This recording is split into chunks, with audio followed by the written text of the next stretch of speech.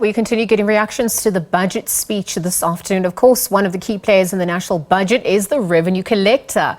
That is the South African Revenue Service, or SARS. Our team in Parliament is standing by with SARS Commissioner Edward Kieswetter. Let's cross to them now.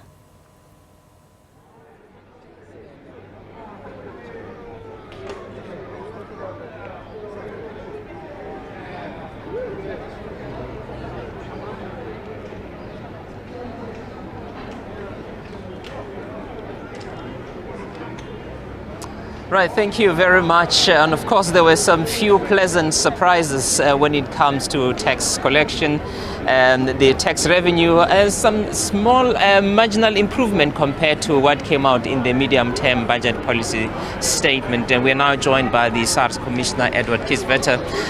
How did you get it right? I mean, we've seen some improvement. Many analysts were saying that we could actually be off the mark and miss all our targets. I think firstly, one has to say, Chepo, that tax revenue, on the one hand, is a reflection of what happens in the economy. And when the economy is not performing, clearly, no matter how efficient we are, we will not collect more revenue. Secondly, what I think we can really take courage from is that we have experienced a steady improvement in the administrative efficiency of SARS. And how did we achieve this? Firstly, by investing in people, not just their skills and their competency, but also the levels of service and professionalism. Secondly, by investing in data and technology science, because it is impossible for us to administer the millions of tax returns and to respond to the service needs of millions of taxpayers without the use of data science and machine learning algorithms. There's no magic to it, it's hard work. So let me give you a few examples. We've had to conduct more than 2 million interventions with taxpayers who failed to pay their debt on time. And if we don't follow them up, they would imagine they get away with it. And just by those efforts of following up outstanding debt, we were able, year to date, to collect an additional 70 billion, which would not be in the fiscus were it not for our efforts. A second example is we have processed year to date about 13.5 million tax returns. Through our risk detection work, again data science, machine learning algorithms and artificial intelligence, we were able to detect about 1.5 million tax returns that presented a risk to us. And by further application of mine, by our people looking at it, we were able to prevent 67 billion rand of refunds flowing out that would have either been impermissible or fraudulent. Another example, and I'll stop there for now, is just general compliance efforts. What do I mean by that? We owe you a refund, you owe us some debt, we set it off. We don't pay you the refund.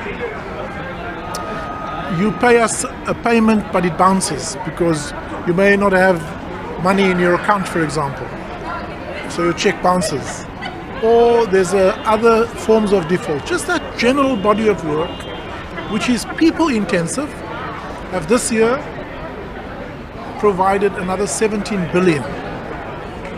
If you add up all these amounts, I can tell you now that the administrative efforts of SARS have yielded 210 billion, which is 26% more at the same time last year. That's the answer to your question. I mean, there are those who are saying there's no space to increase taxes in the current environment, simply because people will not afford to do that. What's your take on that in terms of the ability to take on more tax increases in the economy? I think increasing tax rates is a knife with two edges. And almost always, when you have reached a point where there is no more elasticity in the system, you inadvertently, actually by raising rates, you have a lower tax outcome. And the Minister and Treasury and ourselves have consistently held the line to say we cannot just raise rates as a knee-jerk reaction to improving tax. But so what the Minister has done this year was to say, well, on personal taxes, let's not adjust it for inflation. So effectively it is, not compensating taxpayers for inflation. And then there are other measures of the usual sin taxes, the beers and the tobacco. But it's only 15 billion in the short term and 15 billion or 45 over the long term. The greater impact to put more money in the hands of the Minister is ensuring the investment in SARS produces the kind of revenues that I've shared with you. You've proposed a new tax to deal with local multinationals who may be involved in profit shifting to countries that have a lower tax. Just tell us a little bit more about this. So international companies often use aggressive structuring and other forms of tax planning to lower their tax burden. Through the OECD, there's a global process called an inclusive framework. One of the issues of the inclusive framework is to say that companies who declare and who have an effective tax rate of lower than 15% will be compelled in law to pay at least 15% tax, and that they won't be able to structure their affairs to lower the effective tax rate. So that's what it means. And then there is a further surplus or residual tax which will be allocated to countries where companies are economically active but not necessarily physically present. And I think it is to try and set a global norm and reduce the level of tax base erosion that companies often embark on to move their tax base to companies of lower jurisdictions. I think what's important to note is that internationally, through the OECD, this does not make us less competitive. It actually levels the playing field across all significant tax jurisdictions as far as corporate tax is concerned. My final one is on the Financial Intelligence Center. You are part of that team that also involved the SIU to ensure that South Africa is taken off the grey listing. How is that work progressing? It's progressing slowly, steadily but surely.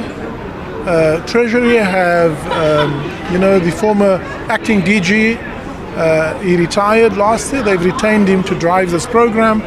It is a long process. It's a meticulous process. As you quite rightly say, it has to be done on a whole of government approach, and it has to include SARS, the Hawks, the FIC, the SIU, and I think we are making steady progress. The real hard question we have to ask ourselves is how we permitted ourselves to get into that position in the first place, and to learn the hard lessons to avoid that in the future. Thank you very much. That's the SARS Commissioner Edward Kieswetter. His reaction on the 2024 budget, and of course there's been a lot of mixed reactions. There are still some serious challenges in the economy. We know that the debt level is high, but somehow they've managed to revise their debt to GDP slightly lower. And of course, we know that revenue is under pressure, but the budget also showed that there was some slight improvement in terms of revenue collection. But we know most of our sectors in the economy are really under pressure. Consumers are under pressure. One of the issues is whether consumers and taxpayers will actually get any relief. There was very little relief announced for the taxpayers, a sign again to show that government is determined to reduce its debt liability and ensure that they focus on some of the key priorities and mostly protect the most vulnerable. From me, it's Hapo Mwai at Cape Town City Hall. It's back to studio. Thanks, Tsepo. We'll leave it there for now. Tsepo Mongai, of course, SABC economics editor, really just chatting to the SARS Commissioner, Edward Kieswetter. We're looking at some of the reactions coming through from his vantage point, of course, on the back of Finance Minister having delivered the 2024 budget speech.